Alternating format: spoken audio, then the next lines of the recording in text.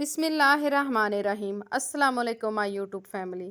آج کی کہانی بڑی نالجیبل اور انٹرسٹنگ ہونے والی ہے کیونکہ اس میں بہت نایاب انفارمیشن ملے گی ایک نبی کے بارے میں۔ وہ نبی جو آب حیات پی کر ابھی تک زندہ ہیں، حج کے دوران ظاہر ہوتے ہیں۔ ایمان افروز کہانی۔ آب حیات پی کر امر ہونے کی خواہش میں انسان نے برسوں سے اپنی جستجو رکھی ہوئی ہے۔ آب حیات کا تصور حضرت خضر کے حوالے سے معروف ہوا ہے۔ امام حجر عسقلانی کی کتاب حیاتِ حضرت خضر کے مطابق حضرت خضر قیامت تک زندہ رہیں گے۔ یہ کہا جاتا ہے کہ حضرت خضر نے آب حیات پیا تھا جس کی وجہ سے آپ قیامت تک زندہ رہیں گے۔ اس روایت کی وجہ سے صدیوں سے لوگ آب حیات کا چشمہ تلاش کر رہے ہیں، اس کی حقیقت جاننے کی کوشش کر رہے ہیں۔ بعض مذہبی رہنماؤں کا اس حوالے سے کہنا ہے کہ اس بارے میں اختلاف ہے۔ بعض لوگ اس کو تو افسانہ ہی کہتے ہیں، اس کو کہانی ہی سمجھتے ہیں۔ اس اختلاف کی وجہ یہ ہے کہ آب حیات کا تذکرہ نہ تو کلام اللہ کی کسی آیت میں ہے اور نہ ہی کلام رسول صلی اللہ علیہ وسلم کی کسی حدیث میں ہے۔ البتہ کچھ مصنفین نے سورۃ کہف کی ان آیات کی تفسیر بیان کرتے ہوئے آب حیات کے بارے میں بات کی ہے، جن میں حضرت ذوالقرنین کے سفر کا تذکرہ ہے۔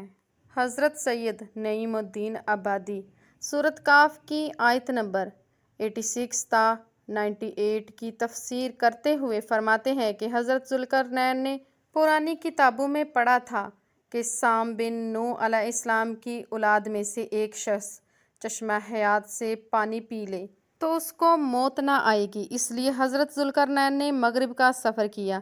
آپ کے ساتھ حضرت خضر علیہ السلام بھی تھے۔ وہ آب حیات کے چشمے پر پہنچ گئے اور اس کا بھی پانی پی لیا، مگر حضرت ذوالقرنین کے مقدر میں پانی نہیں تھا، وہ محروم رہ گئے۔ اس سفر میں آپ جانب مغرب روانہ ہوئے تو جہاں تک آبادی کا نام و نشان ہے وہ سب منزل طے کر کے آپ ایک ایسے مقام پر پہنچے۔ انہیں سورج غروب کے وقت ایسا نظر آیا کہ انہیں لگا سورج سیاہ چشمے میں ڈوب رہا ہے، جیسا کہ سمندر کا سفر کرنے والوں کو ایسا معلوم ہوتا ہے کہ سمندر کالے پانی میں ڈوبتا نظر آتا ہے۔ وہاں ان کو ایک ایسی قوم ملی جو جانوروں کی کھالیں پہنے ہوئے تھی، اس کے سوا دوسرا ان کے بدن پر کوئی لباس نہیں تھا، اور دریائی مردہ جانوروں کے سوا ان کی غذا کا دوسرا کوئی سامان نہیں تھا۔